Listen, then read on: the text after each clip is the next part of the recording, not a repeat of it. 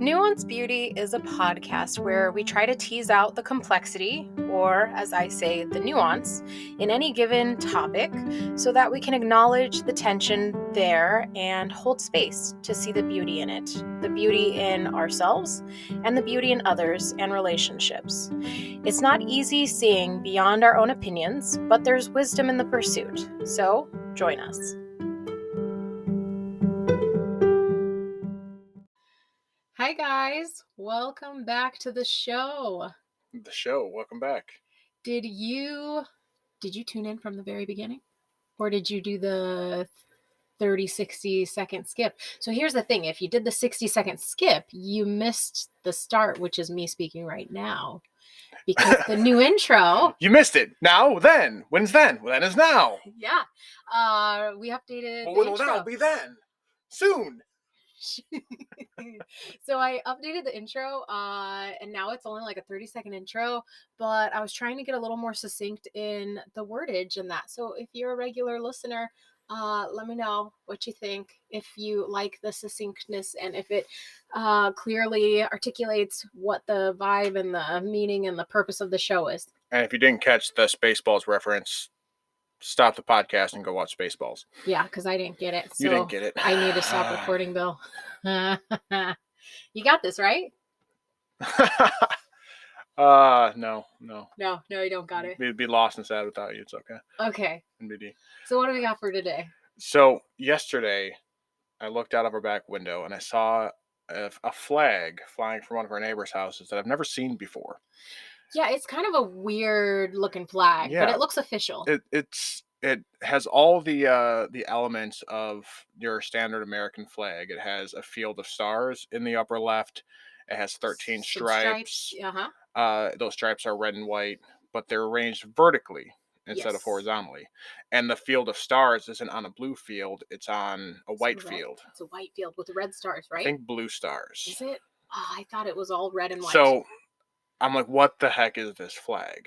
Yeah, it just stood out as like a I had this unsettled feeling looking at it. Okay. So I went trying to find it. And what I discovered, it was harder to find than I would have thought, was some websites calling it a U.S. civil flag. And what... For many of you who are listening, you're like, what? So Bill's welcome to Vexiology Chat. So Bill's over there on the couch and he has this like look on his face and I'm just like, what in the heck is he doing over there? Because it's like one of those where there's a slight grimace, but a slight like I'm intrigued, but I'm slightly confused. And and then he starts to like open his mouth to explain it and I'm like, is it like QAnon? Because I didn't know how to describe what was like the look on his face was perplexed. And perplexed. And you want to be really careful calling anything QAnon adjacent because certain portions of the media will just call anything that involves like, I don't know, race cars and QAnon. Yeah. And it's just shorthand for things you don't like. So, but I did fall down something of a rabbit hole of very far libertarian internet, where it appeared to say that it appeared to be trying to draw a distinction between being a citizen of this place that is the United States versus being a subject of the government of the United States. Okay. And I did find a Reddit thread that tied it into the concept of the sovereign citizen. Have you ever seen the YouTube videos of the sovereign citizen people? So I haven't seen the videos, but heard a little bit. But in short, my understanding is that like you think you're not subject to the laws that govern this country because at some point the Constitution was nulled because of how we've done something or something like that. One of the websites, and this website had a bunch of misspellings. It was saying that the Congress ceased to exist during the Civil War. That's not the sovereign citizen part, though. No, that's this flag thing. But these things are interrelated. Kind of, yeah. In as much as once you were forced under the penalty of a gun to be part of this country, which is what some folks say about the Civil War. Oh, okay. Okay. Then you're no longer a free citizen. You are a vassal of the state. Vessel. Vassal. One who is owes allegiance to. Oh, okay, Hmm. okay. And this is why I don't register as a libertarian in the Mm-hmm. state of Florida, because I have this tension of, I see where you're coming from, because especially over the last 3 years, I've come to have a healthy skepticism of the institution that is our federal government, As so many people as so many across people the have. board have had this like erosion of trust in institutions, both the government and the all the various institutions. However, part of me looking at this flag, because it is reminiscent of the American flag, it almost looks like you're raising a flag of a new government or a new state. It almost Like you would say, an act of war, I would say you're committing an act of borderline. war Uh huh. to plant this flag of essentially another nation in parallel with the United States on your property. And is that fair to say? Do we believe things about flags the way we used to? It used to be the flag was really big deal. Right. And my dad was a Marine. I was in the Navy. I have really strong feelings about flags. But at the same time, there are flags for sports and Yeah. college and the pride Are you flag. declaring war on the United States because you have a Cubs flag? You're definitely showing you have poor taste, but are you declaring war? Uh, so am I wrong for placing so much weight on this flag? Right. And I'm not for sure. I mean, it doesn't cause the same upheaval in my mind in seeing the flag. The word that I use is, well, that's weird. And Bill he wants to create a penny jar for me or a quarter jar for me because It have to be a dollar jar. Inflation, inflation. Yeah. yeah.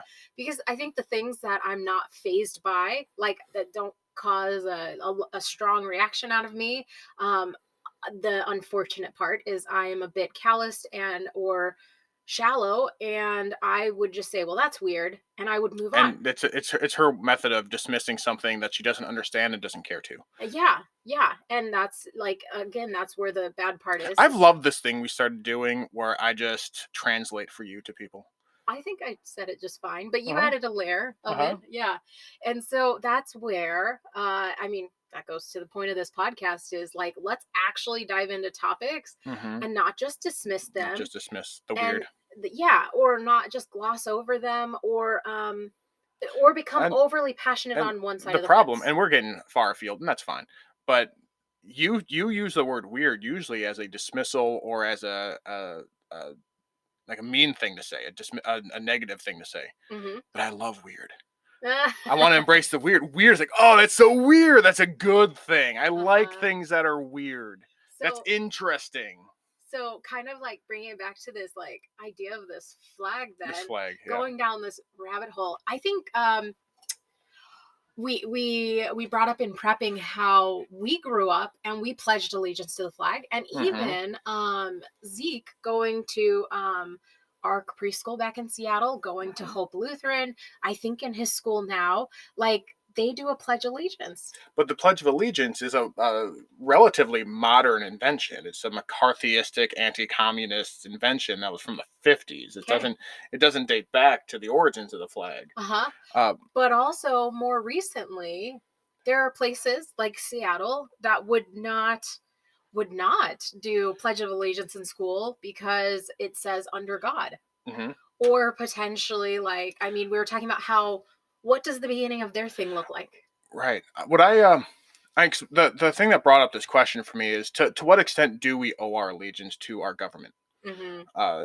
In a very personal sense. And the fact is, we grew up giving this pledge in a way that we are pledged to this allegiance to the extent you can hold the elementary schooler to that kind of binding contract. Uh, but I think what this flag is trying to represent is that divorcing between allegiance to this institution of the government and your allegiance to this place that you live. Uh-huh. And I think there's some validity to that statement.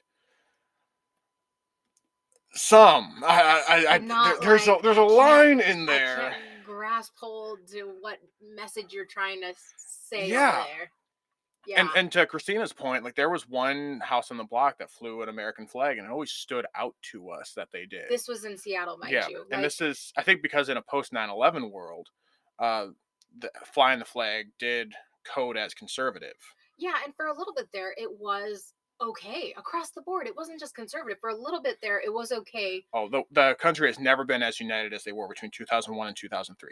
Yeah. And then we went from Afghanistan into Iraq, and the liberals said, why are we going into Iraq? And conservatives said, because of other reasons that have nothing to do with 9/11. And then that's a whole nother podcast. But yeah, in Seattle, it wasn't common, and what I was kind of thinking through is I feel like the American flag has been hijacked by the 2016 elections to mean that you're just a Trump supporter. Mm-hmm. And so if you live in a very blue place, that is like them's fighting words. Yeah. To see an American flag. And here in Florida, because there's American flags everywhere, and that was one of the things that really stood out to us. Like, wow, there's just a flag on every house. Yeah, July if you 4th. want to show just how far right you are, you can't just throw a flag. You need to make up a whole new flag with all the stripes in the wrong direction. Yeah, well, I don't know, but it's like, so what does the flag signify, and how has the meaning of the flag changed? And I feel like it has changed, because you brought up like growing up in Wisconsin and being at some, like, what was that, a VA, Veterans for Memorial? Well, that was every Veterans Day, the VFW would come down to the school, and the president of the local chapter would give a little patriotic speech. And again, this is all like very recently after 9/11 that I have these memories, so it's like a very patriotic. I remember the guy one time, this is after 2003, said, if you don't like the flag, you could exercise your right to leave. And the whole school went nuts over this. And I was like, yeah, get out of here, liberals. Because that's, again, where I'm from. And I feel like I've grown as a person since then, but it was really funny at the time. But then they would show how to fold the flag. And then this old couple, like they were in their 80s, do this like warbly 1950s version of Your Grand Old Flag, this little duet that they did every year. And it was very dramatic and yeah, well, it was very idyllic, is what it was. And so, yeah, there was, people who went into the service made the newspaper coming out of my hometown. Like, it was a big deal. Yeah. In this post 9/11 world, to do service to your country. Yeah. So we all were very in it, on board with it. Yeah. And so a lot of that still comes through. The reason why we don't fly a flag at our house is because I take flag etiquette very seriously. And if I'm not going to raise and lower that flag with the sunrise and sunset, then I'm not going to do it. Because I'm not going to, if I'm not going to do it right, I'm not going to do it, because it's important that it's done right. And this is one of those things where there is a right. There's laws and stuff about it. Well, think of on a ship, working at sea, you fly the country that you're going to, they get flown on the main staff, whatever, the top of the ship. I haven't sailed in a long time, guys, don't hate me. And then your country, your flag is flown on the flagstaff, which is the stern of the boat, kind of down, or the ship, the jackstaff, flagstaff. Oh, Bill, I don't remember the top one. It's just the mast. It's flown from the top of the mast. Like the top mast. And I think there's even something about like center, inboard, outboard. I don't know. So flag etiquette actually matters on ships too. And I feel like it's a way of historically it's been a huge deal. Wow, that's a whole other thing though. It's a way of communicating, but it's also a way of paying respect. So like going back to the British Navy, I wish I could remember maritime history. I don't, but there's like a thing about dipping your flag and like as a like nodding your head. Yeah, it's a salute. It's a way of saluting with a flag, because boats don't have hands. So there's a tradition, and there's a huge significance. Yeah. So I was with Military SEAL Command in the first Navy ship that went to Vietnam since the Vietnam War, and Navy ships don't do that because they're the Navy. We're gonna put our flag up, and then you can beep that, right? Probably, yeah. But we were there, our flippin' flag. We were there on a diplomatic mission, and the government of Vietnam wanted us to do what merchant ships do, which is raise the Vietnamese flag and put the United States flag on the jackstaff. But no, we were a Navy ship. So the captain of our ship and the captain of the port of Vietnam both just whipped it out on the table and saw whose was bigger, and then we did whatever the biggest guy said. Okay. Because what flag was risen in the proper order was a huge had a weight. International incident implications. Yeah. So flags do matter in that regard, and in that light, flags are very significant, and they carry weight to them. Yeah, but the Packers flag, less At a so, but it's still a flag, and right? it's So saying I where have is some that sort of line? allegiance. Every So flag is, yes, that's the that's word. what it's a symbol that shares a level of allegiance Right, and showing your allegiance to a sports team isn't threatening to your allegiance to to a your country. country. Uh-huh.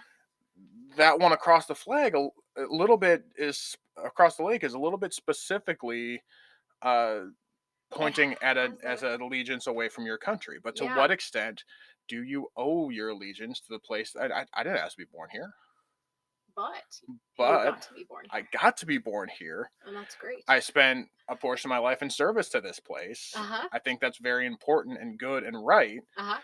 But I get where they're coming from. There's a lot that our government has done historically that's not beyond repute. Right. And every country, because all people all Yeah, people do wrong and good. absolute power. Um Now the other thing is I was trying to find references to this flag. I found a pastor who wasn't preaching on this at all. He was preaching on modesty, but he was wearing a shirt that had that flag on it oh, while he was preaching? while he was Oh, preaching. how weird. And So there was a tie, yeah, to an organization. yeah, Oh, well, and because that's one of the things that you said you found a book on, you didn't read, but you found where at some point it was patriotism started coding as Christian. yes.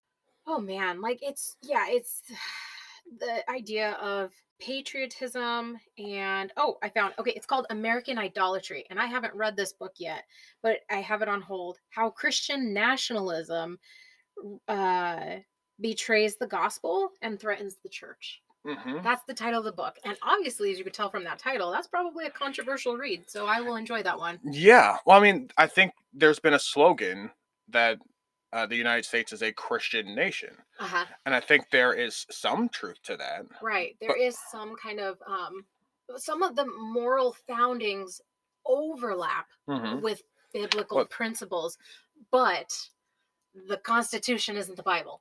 right, I think it was said by, and we've referenced this on this podcast before, if either Adams or Monroe, who said that the Constitution was written for a Christian people. I think people have taken that and extended it to say the Constitution is an extension of Scripture, Which it's not. which it is not, and we treat it as such. Yeah, You know, some do. Yeah. when well, no, we all do to an extent because when we enter into public service, so I guess all those who have served, uh, we put our hand on the Bible, but we swear our allegiance to the Constitution. Oh And yeah, I if remember you put your hand on the Bible. So the when I Bible or the Quran or an L. Ron Hubbard no, novel, but like I'm thinking whatever it is you about put your hand on. when I became a federal employee. I just raised my right hand, and you don't put your You put your you don't hand put on the Navy standard items. you don't put your left hand on anything. You just raise your right hand and repeat after me. Like there's Uh-huh. no longer a putting your Yeah. left hand on a Bible I or think they whatever. still, and we didn't, when we Maybe in swore the into the Navy, we didn't do it courthouse. either, but they still do it in the courthouse. Okay. And I think politicians still do it. Okay. Because it's always a big deal. Like, okay, Joe Biden's actually going to swear on this Bible that was his grandmother's that goes into this. Like, there's always like There's things like some that. tradition. Yeah. So there's some traditions around that. But you're right. Like when we swore into the Navy, we're just all in formation with our hand up. Mm-hmm. Um, so I guess that's different. But our point is, and I remember this from like fifth grade social studies, that one of the things that's relevant to our country is that when we swear allegiance to the flag, in the case of the Pledge of Allegiance, or to the Constitution. We swear to uphold and defend the Constitution. We don't pledge allegiance to a person. Yeah. Which historically, prior to 1789, Okay. when the Constitution was written, that's what you did. You swore allegiance to the king Oh or to the yeah, yeah, queen. yeah. Okay. Yeah. And because we as a country and the founders knew that people kind of suck, I which wonder, is a fundamentally Christian belief. did the Uh, Roman Empire also swear allegiance to like Caesar? I guess. Like would they? yeah, well, and Because Rome it's like is kind of a British thing. a what A thing now? British thing. A British thing? Yeah. Right. Okay. Um, So Rome as a republic, I think, swore to the Roman Republic, but then Okay. when they So that became kind of has some parallels. when they Maybe became the potentially. Roman Empire, it was somewhat different. Uh Then huh. then they were hailing Caesar. Okay. Okay. I gotta finish listening to that the Roman history podcast I've been going through because, like the meme implies, I'm a middle-aged white guy and I think about the Roman Empire a lot. Mm-hmm. Yeah. Yeah. But I got you off topic there. So what I was saying is that we do. idolize, we make into an idol both the Constitution and the flag, to the point that when I saw this flag, I felt deeply uncomfortable by it. Yeah. In a way that surprised me, because why should I give a shit? But this guy I don't know, you need to bleep that again too. What this guy I don't know puts on his house. Yes. But to the very minuscule extent that I served, as someone who served, I got really bothered by it. Yeah. In a way that, like, This I stands out. haven't felt this uncomfortable since I saw that Cubs flag. I'm gonna keep bringing up the Cubs flag. I'm joking, but not really. Yeah, but and that's where it is interesting, because I think that where that that brought something up in you, like I was getting at with the Seattle side of the house. Mhm. Just an American flag brings something up in others, and so I think at the heart of this question is you have to explore what the flag, what a flag, Yeah. what a symbol means to you. And it feels like it is an agreed upon Neutral symbol. of allegiance to something. Yeah. It's a group. Now, it requires a group we're and an agreement. we're over 20 minutes, but I'm still gonna drop this bomb. Okay. How do you feel about folks kneeling about the flag? Kneeling. Kneeling for what? Oh, for- you mean like in football? How Yeah, they did like that? that was a thing in football. I was thinking in our sports too. Oh, they did. Okay. Yeah. I mean, the football started it, but it kind of spread around. I'm not for sure I gave that much thought. You're so just you. Yeah. Uh, I think it had a lot of fervor. Like there was It had a lot of fervor, you have to feel this way, like or you have like to what feel we're this saying way. of like you're disrespecting the flag and all the people who've served by doing this is Mhm. what the criticism was. Uh-huh. I heard. For speaking of, did you know that Kaepernick he's like put in like a request, like It's a never gonna nice happen. love letter asking the Jets to let him play on the practice team? I'm Anyways, the one that told okay. you that, so yes, You I did. told me that. Yes. Oh shoot. Okay, keep going. So, but that's a different rabbit hole that I don't want to take the time to do. Okay. But the best take I heard on that came from Barnabas Piper, John Piper's son. Yes, yeah, I read Curious Christian. Yeah. Great book. And he said, "Hey, we all get pissed when people violently protest. This was a peaceful protest. What the hell do we expect people to do?" Yeah. What's an appropriate protest? Yeah. That doesn't cause discontent for somebody. And protests should cause discontent. That's why they're doing the protest. So Uh-huh. I can dislike it, and I do. Yeah. But as someone who believes in the First Amendment, I disagree with what you say, but I'll fight to the death to protect your right to say it. Like, it's there. Yeah, it's so in you. It's just so in me. I can't set my belief in a absolute freedom of speech aside, even though and your belief in an individualism. And so I'm looking at this flag across the lake, and I'm uncomfortable. I'm not gonna go take it down. Yeah. Like, but I'm kind of. You're probably not gonna lose sleep at night either. No. Like you see it, and you're gonna have like a little jolt of like, oh, that's weird. Yeah. Similar to like having a jolt of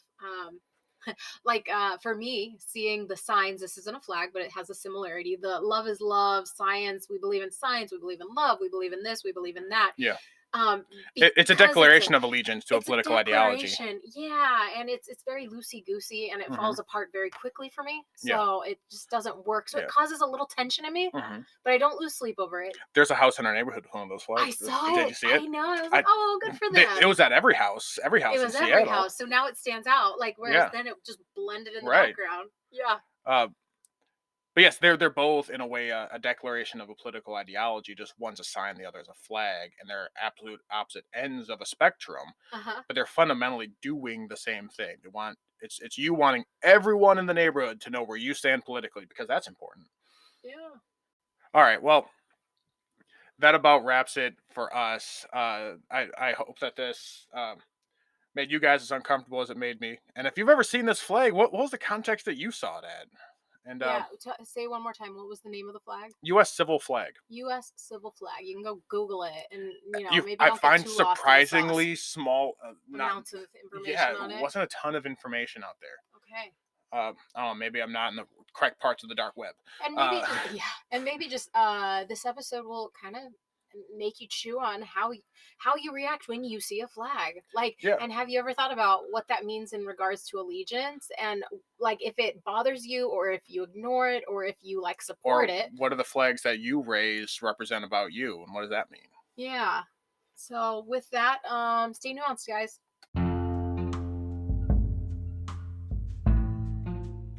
Okay, everybody. Since this week's chat was a bit political, and I keep throwing around a couple of political terms, we thought we'd recommend a book that I think does a pretty good job identifying where I stand on a lot of things. And this book is Liberty Defined by Ron Paul: 50 Essential Issues That Affect Our Freedom. Depending on the area that you stand in, you might think of libertarianism as either, Birkenstock wearing weed smoking hippies, or gun toting conservatives that don't understand how roads work. Because the great foil libertarianism was like, oh, how are you going to build the roads? And then you point out that Domino's started filling potholes in the city of Detroit because the government wasn't doing it. But that's beside the point. This is a book that I actually stopped reading because I agreed with it too much and I was bored by that. But it does give a measured, kind of point-by-point description of, I think, a reasonable libertarian platform. Ron Paul, if you don't know, was a Republican congressman from Texas for some 40 years. He ran for president a couple of times and was my first exposure to media censorship. John Stewart had a great video out there, and I can't find it anymore. I used to send it to people all the time, where it showed during the 2012 Republican primary, Ron Paul is being ignored. They say things like, Rick Santorum coming first, followed by, can't remember the other guy, Rick Perry, and Michelle Bachmann coming up in fourth. Behind who? Ron Paul was third in that poll, but they just kind of blacked him out. But he's still around. He's still making podcasts. But this book, Liberty Defined, it's I wouldn't say it's a short read. 50 issues is a lot of issues. But if you're ever curious, what I'm talking about, when I throw on words like libertarian, check it out.